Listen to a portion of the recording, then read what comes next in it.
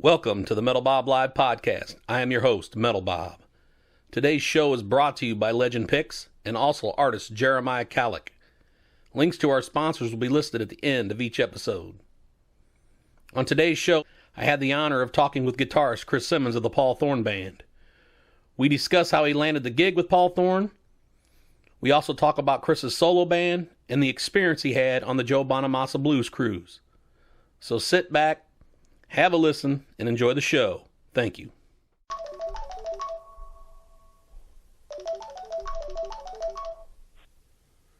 Hello, Mr. Chris Simmons. Hey, Bob. How's it going? How you doing, brother? What's going on? Oh, just staying at home as much as possible. I bet, man. You've been on the road for quite a while with Paul Thorn. Yeah, I've been out with him for, I guess, just under a year, fairly regularly. And we were supposed to go on a West Coast run in a couple of days, but, everything's getting canceled and or postponed.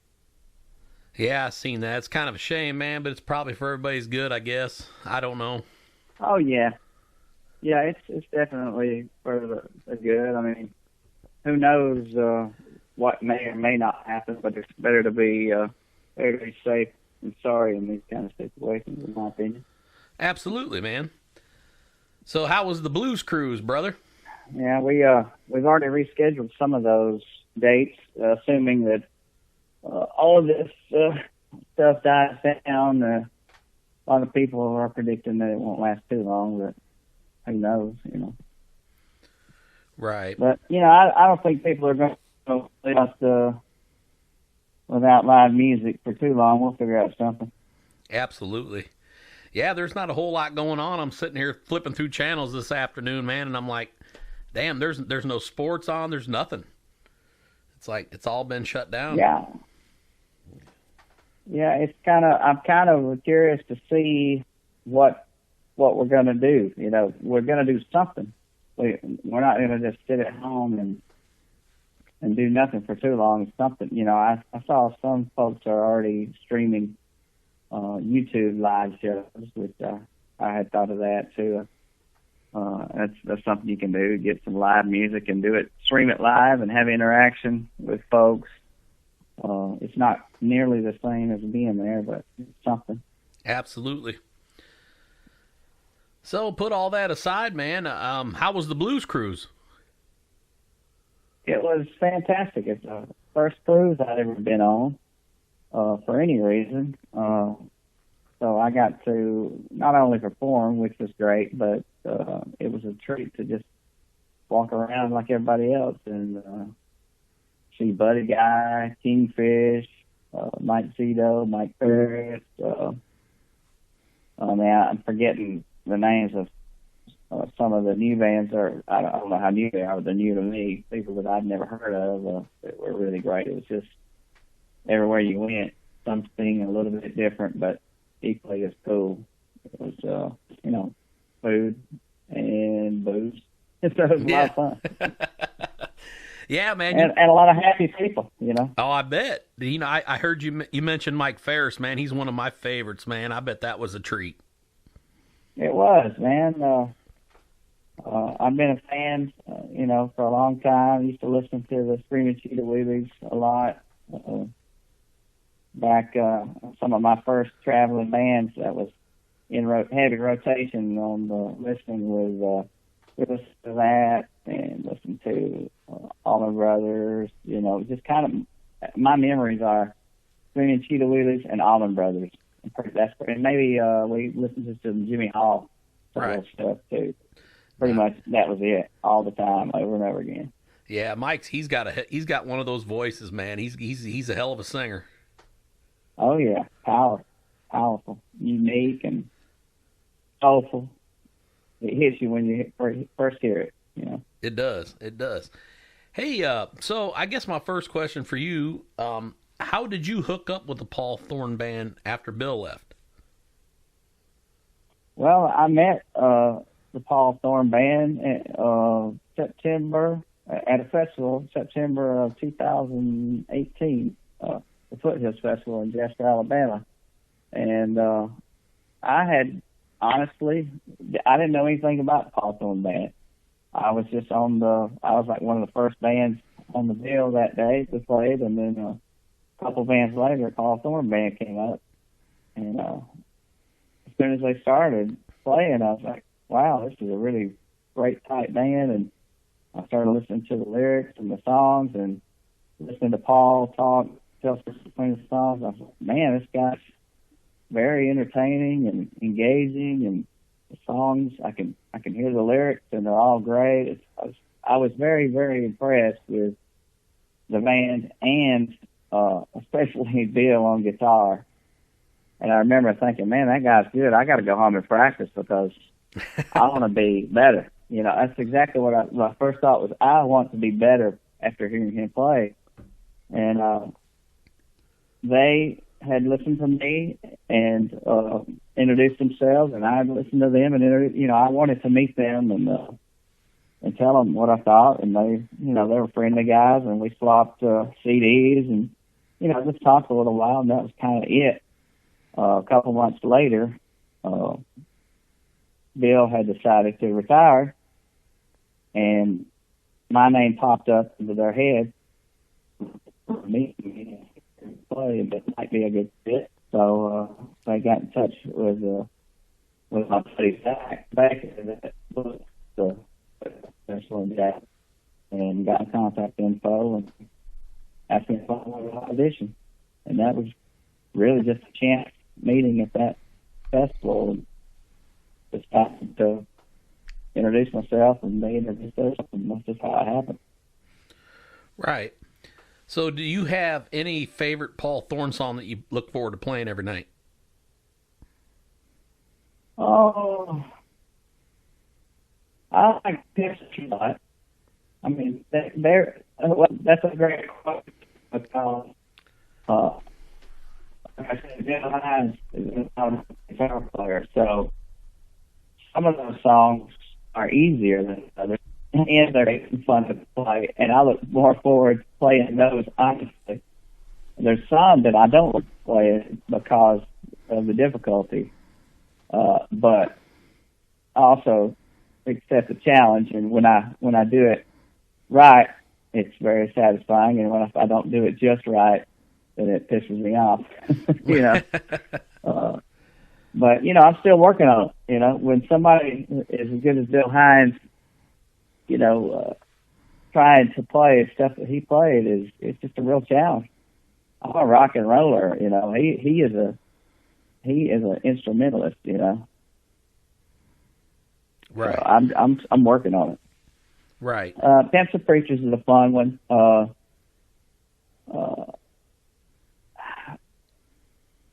Ain't Gonna Beg.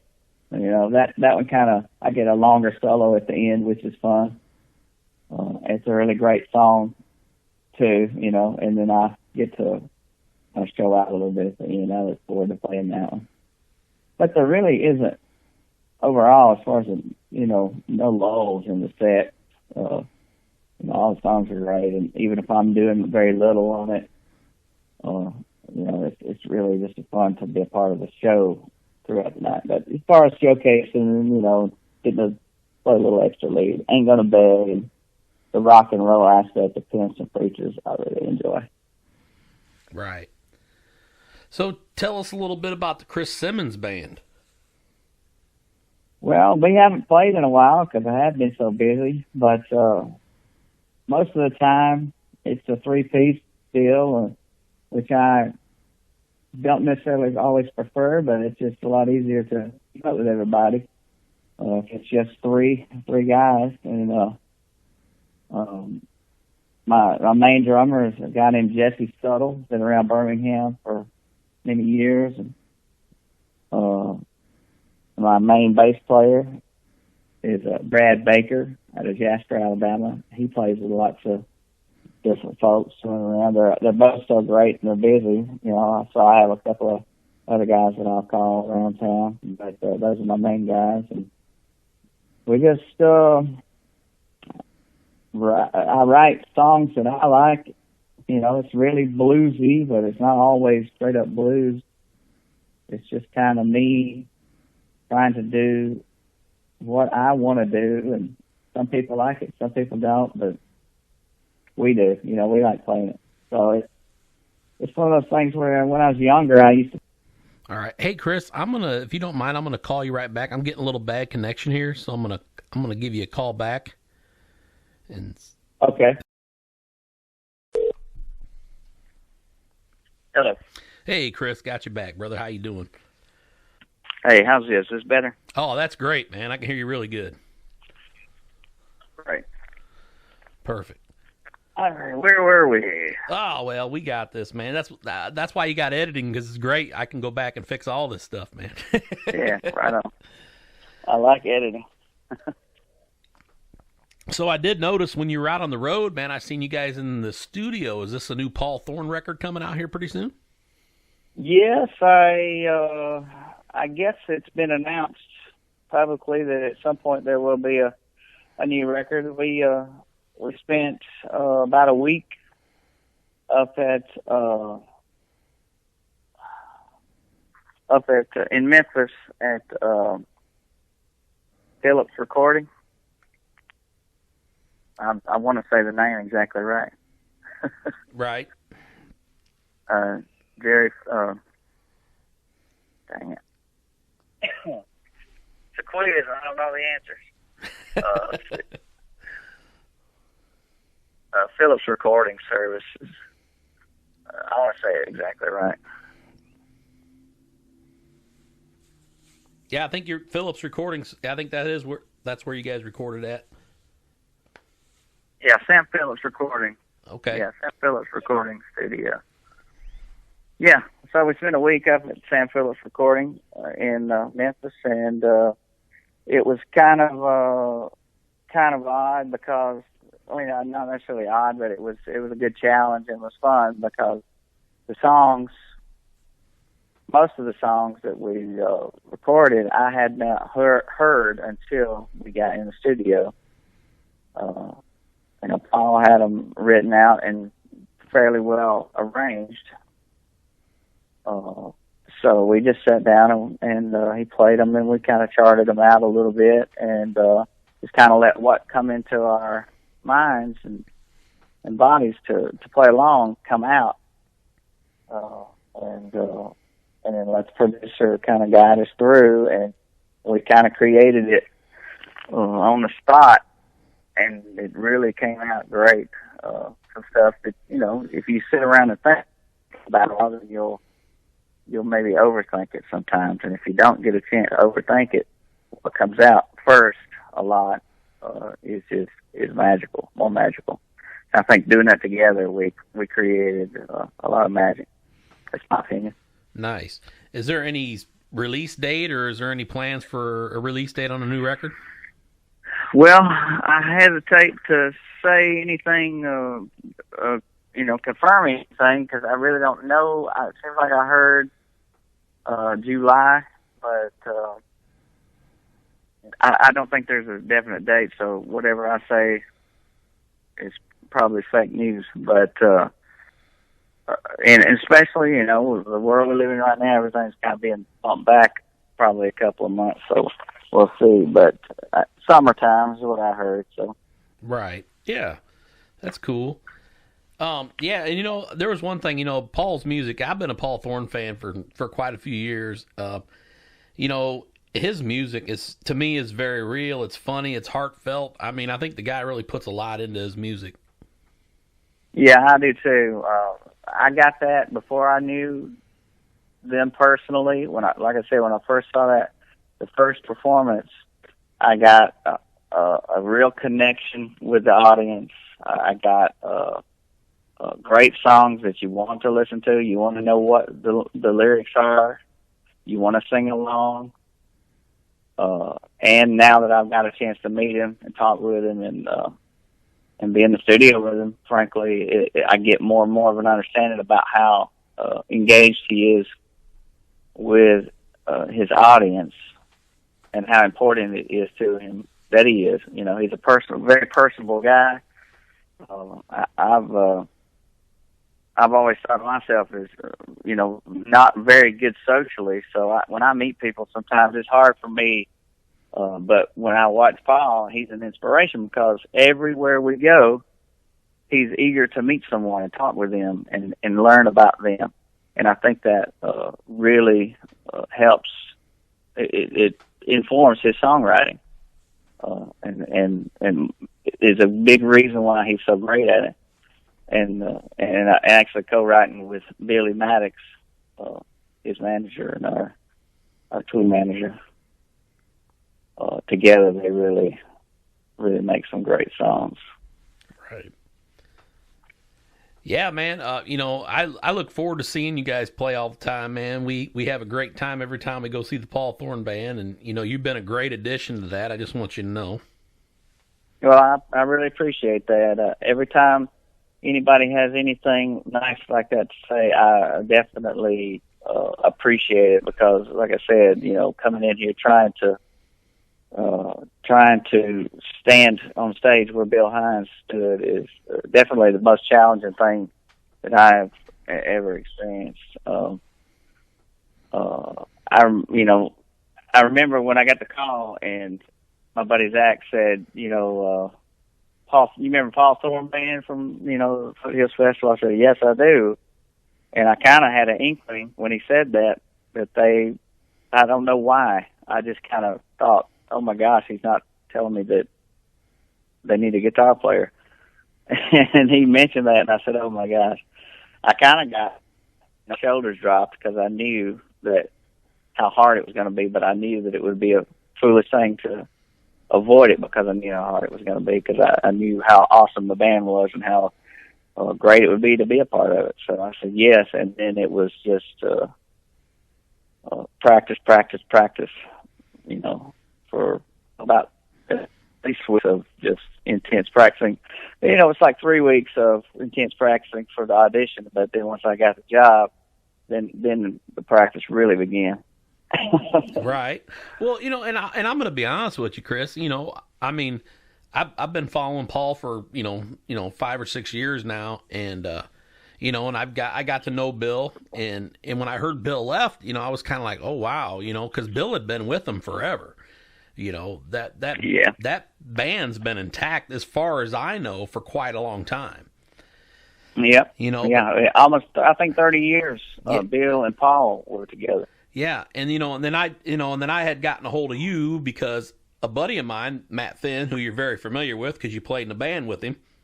Oh yeah. Knew you, and I said, I'll reach out to Chris, and and I'm thinking, man, so. When I went to the show and I met you for the first time, when you guys actually got up on stage and played, I'm like, oh yeah, this is going to work. This is going to work really well. Well, that's good to hear. I appreciate that. I put forth everything I got to making it work, and I know that it sounds different. I try my best to make it as easy on them and the audience as I could. To try not to come in and upset the thing that worked so well for so long. I'm doing my best to try to play like Bill, but I know that I can't do that. But so I'm doing my best to make it work, and it feels really good, and I feel like it's coming along really nicely. Well, yeah, and honestly, man, I've seen Bill play it. I've seen you play now, and it's like I really didn't feel like there was a whole lot of difference in the live performance. Okay. Well, very good. I'm over there just playing the guitar. I'm trying not to mess up a really great thing. Like I said. You're not messing anything up, man. If anything, everybody should be glad to have you, man, because you're doing a hell of a job. Well, I appreciate that, Bob. Yeah, and I wouldn't lie to you, man. I wouldn't lie to you, brother. I mean, you seriously were freaking amazing when we seen you at Knuckleheads there in Kansas City. Well, thank you.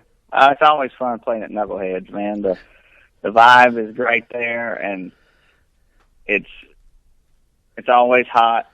It is. And I like playing. If it's gonna be outside, I like it good and hot. And you were playing with another artist there at one point. Who did you play with there I played there several times with Leon Russell. That's right. I was on the road with him for 5 years, '07 to 2012, and I always had a great time at Knuckleheads with Leon too. Yes, you did. And God rest his soul, man. He was amazing. Yes, he was. And speaking of challenging, before the Paul Thorn audition, the gig with Leon was the biggest challenge of my life. Not because the guitar is not showcased as much with Leon, because Leon takes up a lot of room on stage with his big piano playing, and he's a legend, superstar. So I was in there trying to fit in, learn how to not play rock and roll. I was learning what I would call, jazz chords, all kind of new stuff to me. I learned a lot about music and songwriting and not playing sometimes, playing less, and a little bit about theory and chords and stuff that I had no idea about before that. That was a pretty big challenge. Right. So now this is just an off the wall question I had for you. So is there any one particular record that Chris Simmons could not live without? That I couldn't live without. Well, there's so many great records.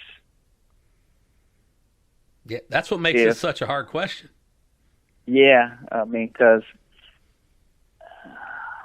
well, it's there's no really good answer that I would put to it, but I can tell you, for one reason or another, and I don't listen to it as much as I used to, but I guess Back in Black, AC/DC Back in Black, if I had to choose a number one record, and I wouldn't say couldn't live without it, but I'd say number one record all around, Back in Black.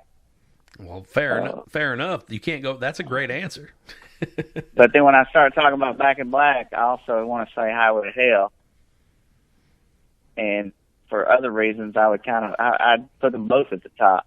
There you go. And then, but that, with those, AC/DC is one thing, and it's a great thing, and I could always just put those records on and listen to them and be happy.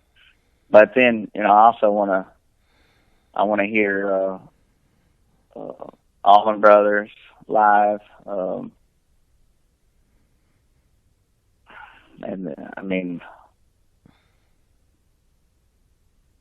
most of the Beatles records,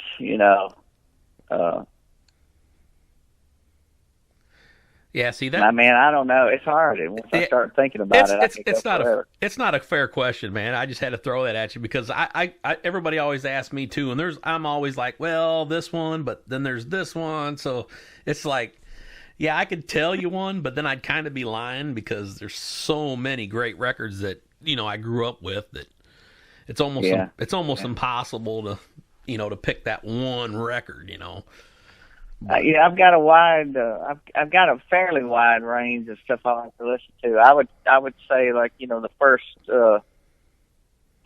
3 or 4 Van Halen records. I mean, I could just put those on and go.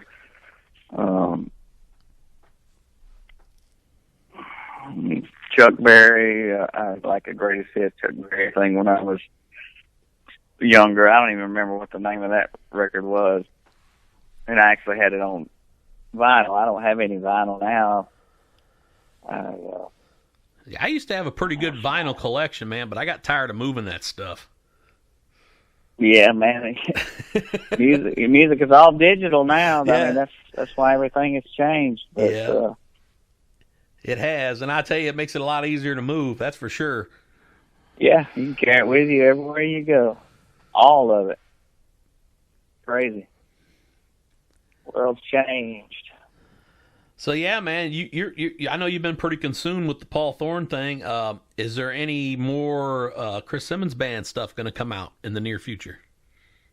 Yeah, it will. It certainly will. I've been, I always write songs and always working on demos and stuff, but being out on the road, being really busy, I don't get a chance to record as much. But that, since everything's kind of shut down and everything's been postponed for a few weeks, that is what I'm going to be doing. I'm going to be finishing up some songs in the studio over the next 2 to 3 weeks. So there will be new Chris Simmons Band, or just Chris Simmons, or maybe some acoustic stuff. But as far as releasing, I've been thinking about this, and this, like you said, everything's digital now, which causes you don't have to go to the record store to buy a record and take it home and then listen to it. All you got to do is go on the internet and say, I want this song. And a lot of people buy it and a lot of people don't.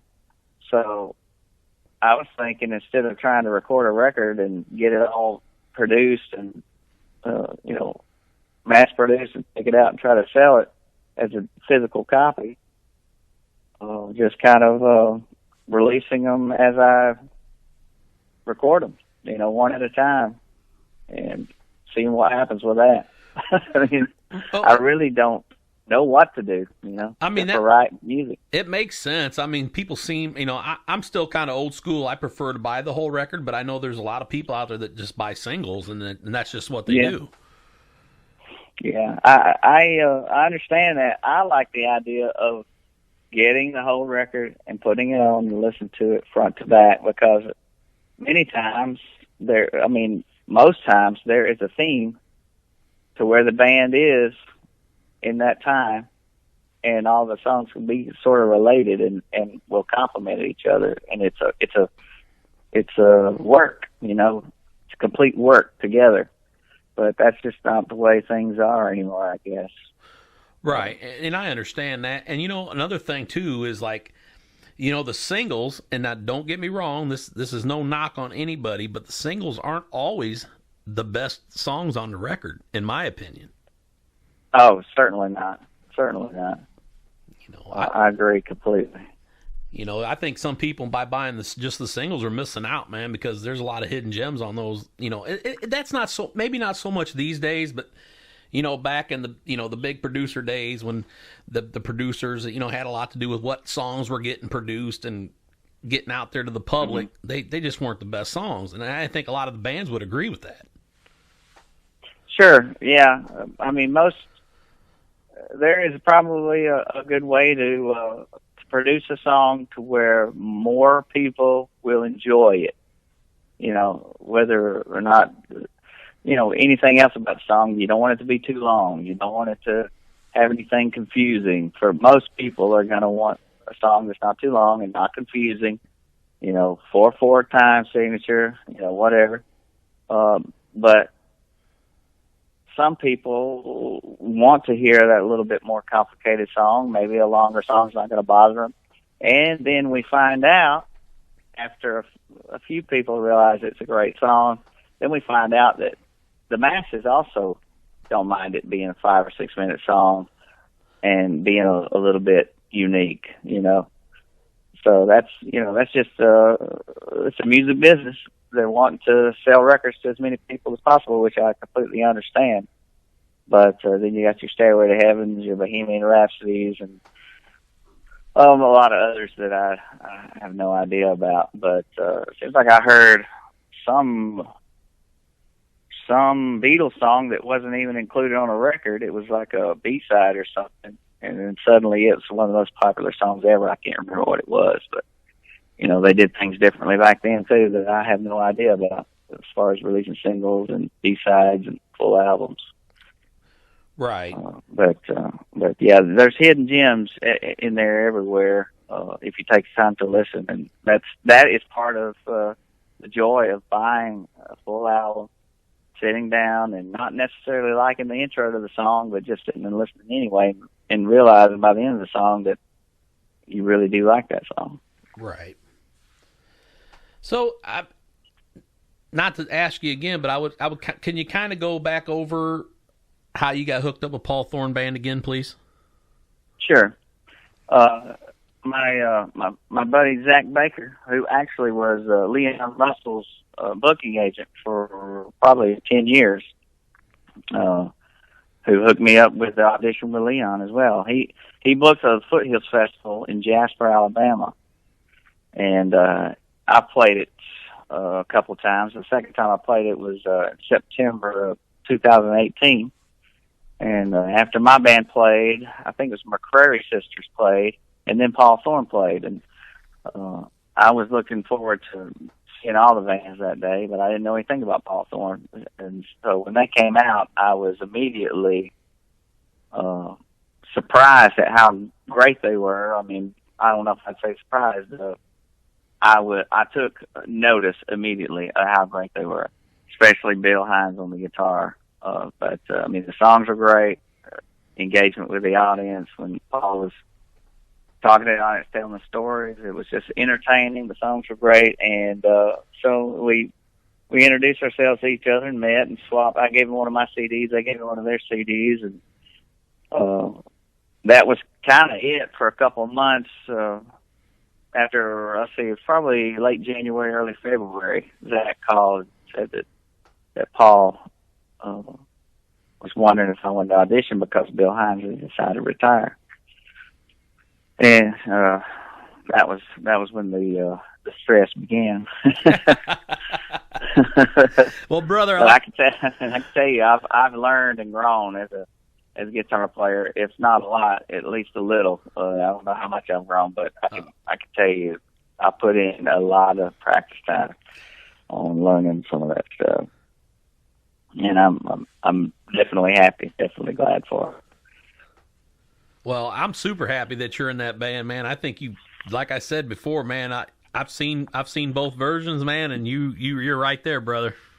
You're right there. I appreciate it, Bob.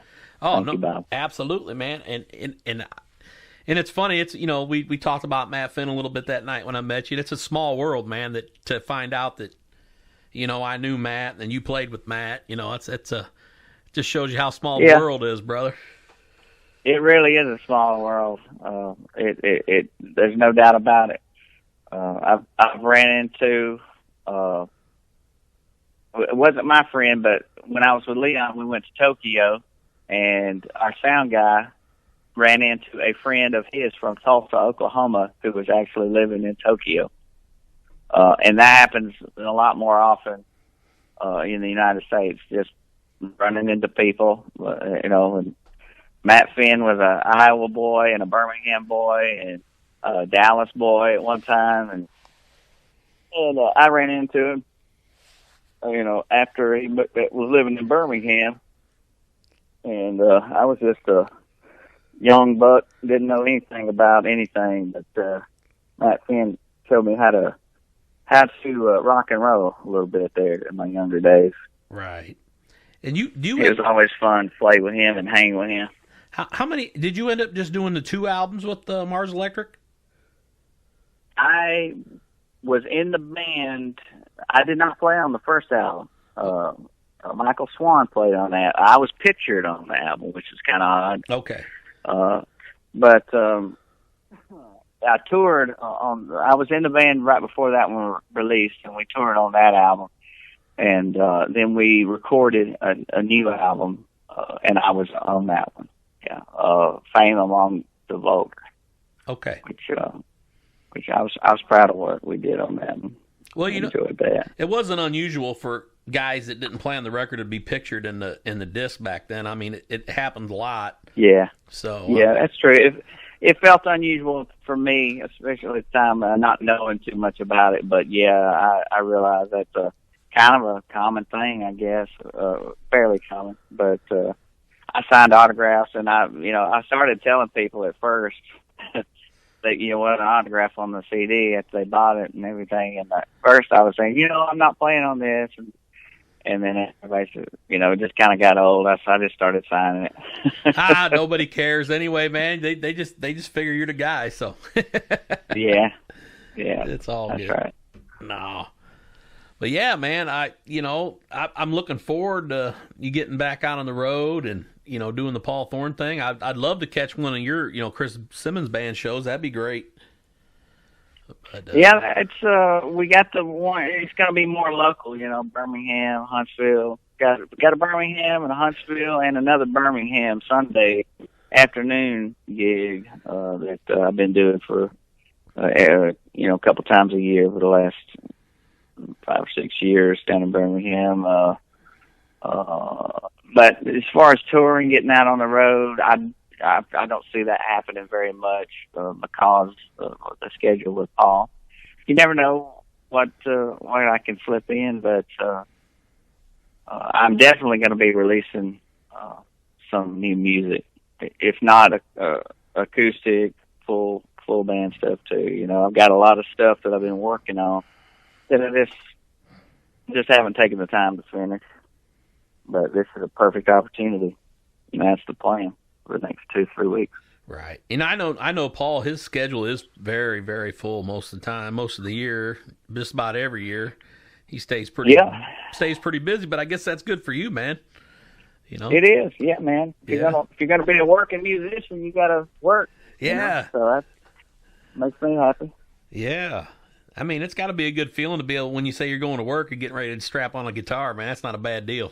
Yeah, you're 100% correct, and I always, even if I get a little bit tired of being on the road or whatever, I always just remind myself that what I do for a living, and I've done a lot of other things too. I've only been a professional, what I would call, a professional musician for, about 15 years or less.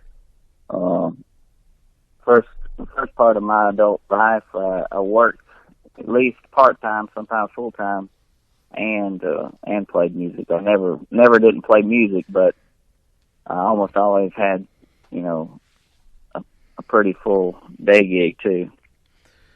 So I don't want to go back to doing the outside hard work or the whatever, number of things, restaurants, whatever I did, but I learned a lot from those gigs, but I don't need to learn anymore. I think I just want to keep playing the guitar and singing.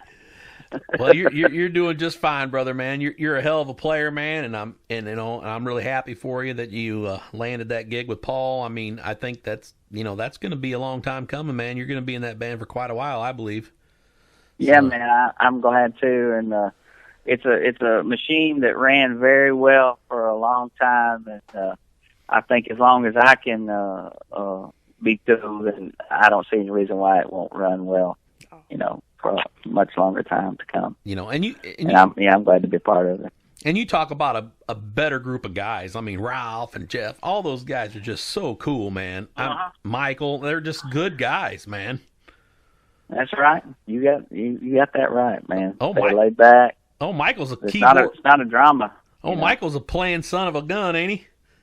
That's right. He is. Bad. He is. I was just talking about him. But my son is taking piano lessons. He's 11 years old, and I was just talking about him to my son, talking about Michael yesterday about how great he is, and how he took lessons. He didn't enjoy it all the time when he was a young boy, but it really paid off. I really love playing music with all those guys, but I was just talking about Michael yesterday.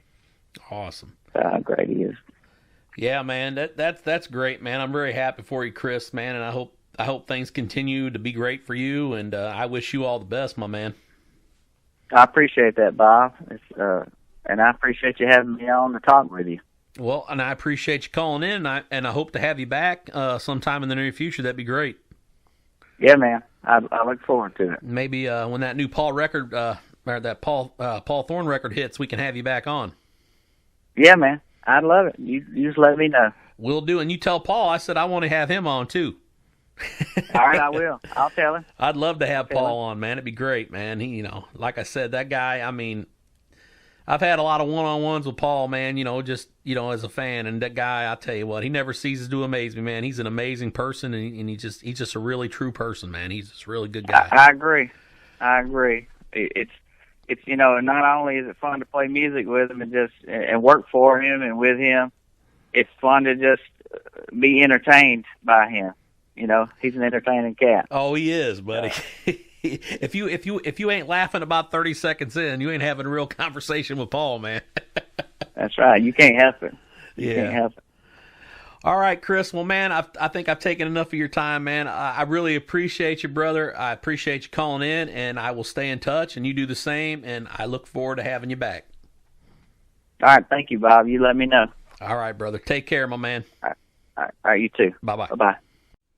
Well, that concludes the Metal Bob Live podcast. Please check our sponsor links, and thank you for listening. Have a great day. Metal Bob out.